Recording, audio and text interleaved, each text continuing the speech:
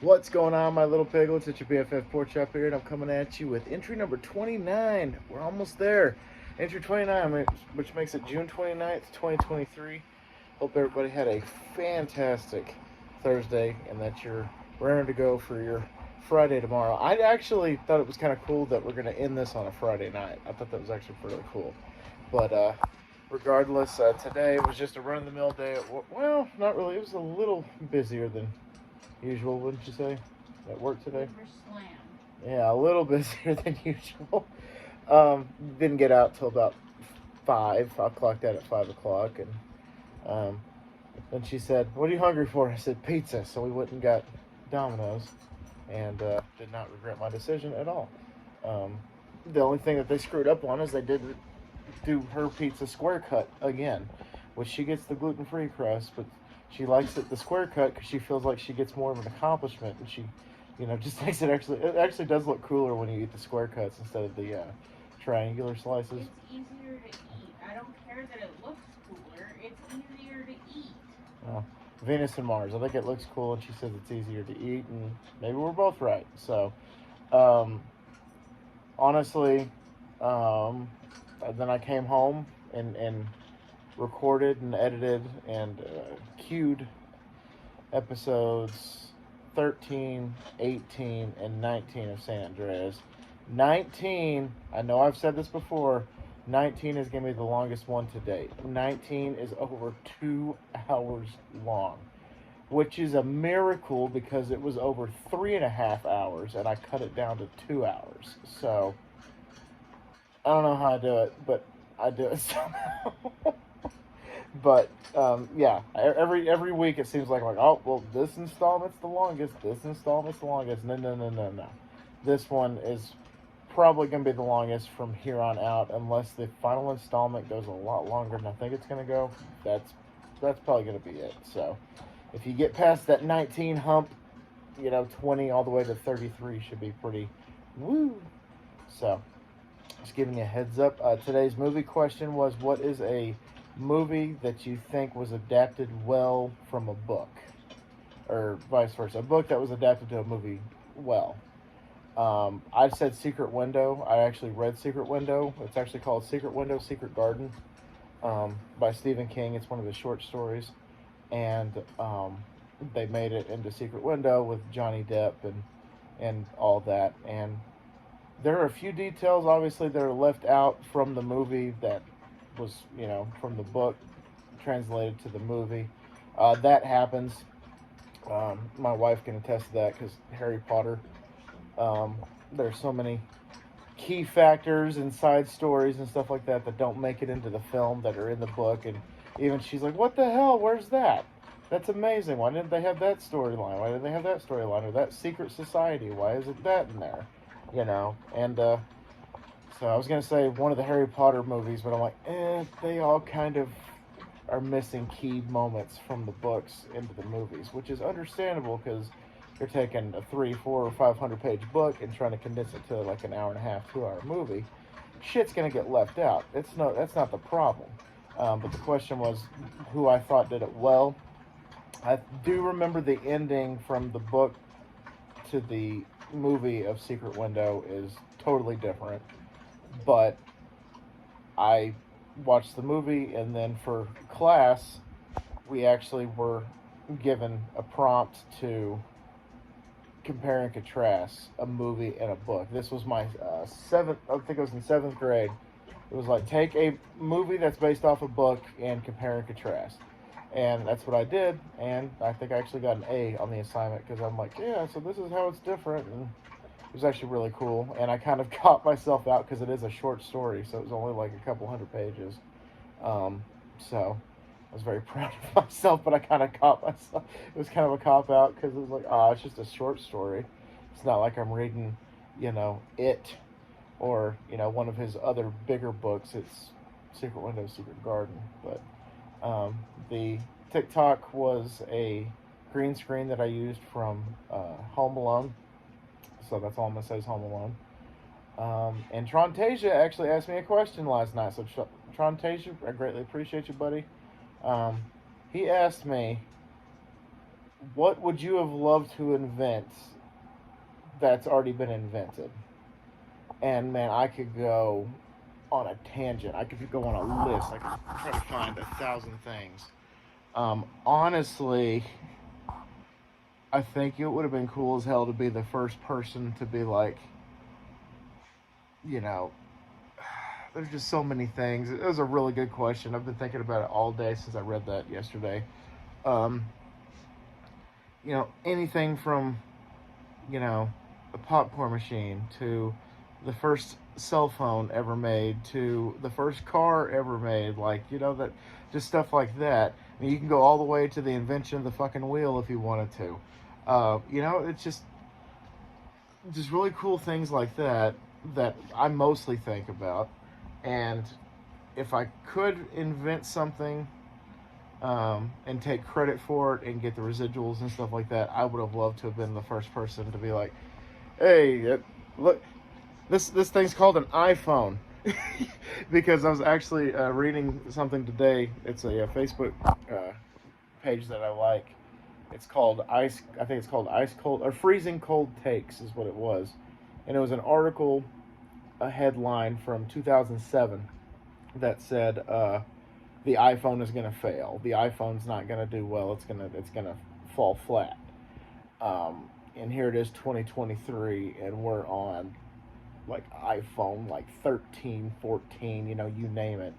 And so it's just really like you really don't know what the hell you're talking about.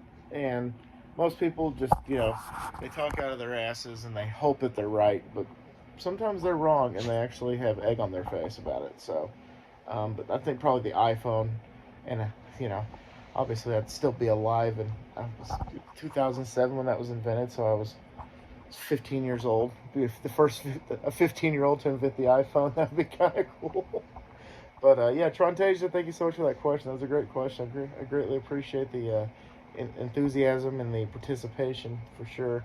And thank you for watching all the San Andreas videos that are going down, because I definitely I did it for you as well as a few other piglets, but I'm definitely happy to get that out for you because I know we've been talking about it for almost a year now since Vice City came out, or I finished Vice City.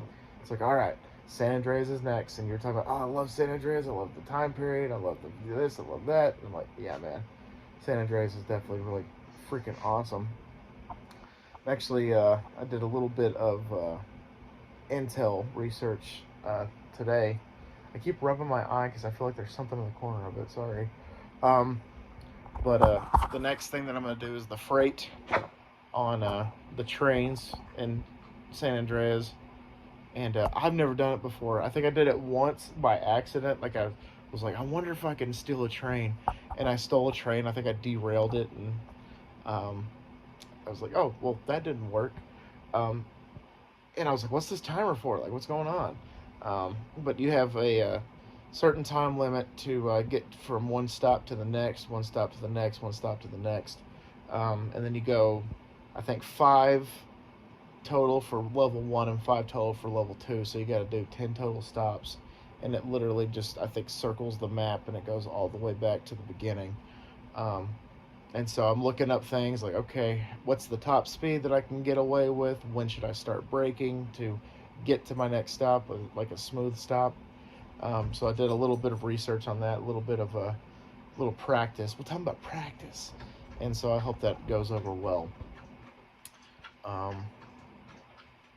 And today I listened and got caught up on my Brohio podcast. I've been trying to listen to those in chronological order that they're released, and I got caught up on this week's, which was the Epstein Island guest book, and a list of people that were on the island, but most people deny that they were on the island, and they deny that they did anything with Epstein, stuff like that. And it's like, man, Brohio is really trying to get themselves put on like some kind of list or assassinated, because they 2 weeks ago, or last week actually, they did an episode about potentially hiding the cure for cancer. And I was like, some of the things they said, I'm like, And with the Epstein thing, some things they said, I'm like, So it's very interesting, to say the least, because some of the names that were on this list supposedly is like, yeah, that could be a problem in the future. Um, and so, I'm sorry, I thought my dog was just hiking his leg on the door for a second in my peripheral. But no, he was just standing there being ridiculously cute, all that good stuff. But and I have about 20 minutes left, but I did listen to Tales from the Dark's latest episode about Waffle House horror stories, and those are great. Those are fantastic. Not really like spooky, scary, but more of like Florida man in Georgia type of thing, where you know pretty much all the stories take place in Georgia. This Waffle House in this part of Georgia, this Waffle House in this part of Georgia, this Waffle House in Atlanta. It's just like, mm. And Brittany was like, Georgia, you okay? You want to talk about it? What's going on? What's going on at the Waffle House in Georgia? Just ridiculous stories, like from a guy that was found living on the roof of Waffle House by a electrician, to a group of old men that are like 65 plus, that they went to Waffle House just to eat their egg sandwiches and drink their coffee and talk about how to overthrow the government. And they got caught trying to do that. So 65-year-old men, again, Georgia, you want to talk about it? What's going on in Georgia? And so that's a really good episode. You guys need to go listen to it. It's fantastic. Bob and Brittany are awesome people, salt of the earth people, and actually, I'm friends with Bob on Facebook, and sent Brittany a friend request many, many moons ago, but it's just sitting there, and I totally understand. No big deal.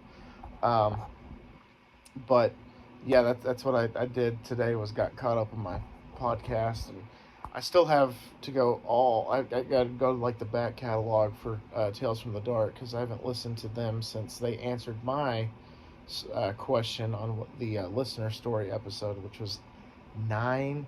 So they've done, or 8. So they've done 9, 9.5, 10, 11, 12, and then they did a story about the sun disappearing and stuff like that. So I'm like very interested to go back and listen to those.